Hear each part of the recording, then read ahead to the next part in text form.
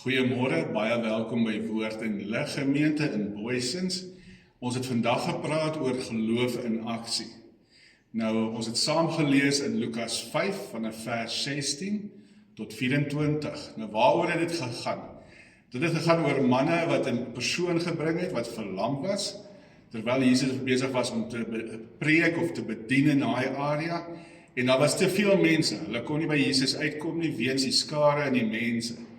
En toe het hulle die dakpanne oopgemaak om die verlamde man deur die dak af te laat sak na Jesus toe.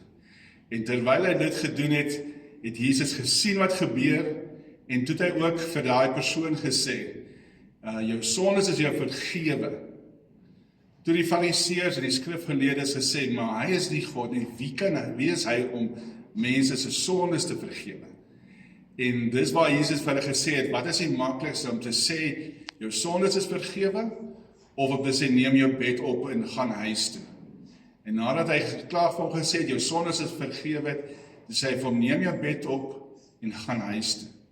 En daai man het met vreugde weggegaan na sy huis toe. En kom ons besef dit, geloof is in aksie. Baie keer sien ons nie 'n ding gebeur nie. Baie keer glo ons nie iets nie, maar ons moet dit in 'n aksie kom. Wanneer jy na die Here toe kom, wanneer jy tot bekering kom, wat is daar? Daar is 'n aksie. Van jou kant af is daar 'n aksie wat plaasvind. So ons moet weet, geloof ja, maar geloof moet ook 'n aksie wees. Geloof sonder die werke is dooie geloof.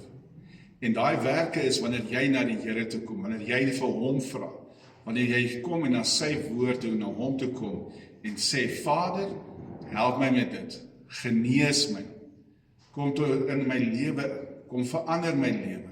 So ons moet besef, daar is altyd 'n aksie wanneer ons in geloof kom. Maar baie keer kan ons sê, ons glo, maar ons doen niks daaromtrent nie. So daai geloof is nie geloof in aksie nie, dis maar net geloof in iets of in iemand.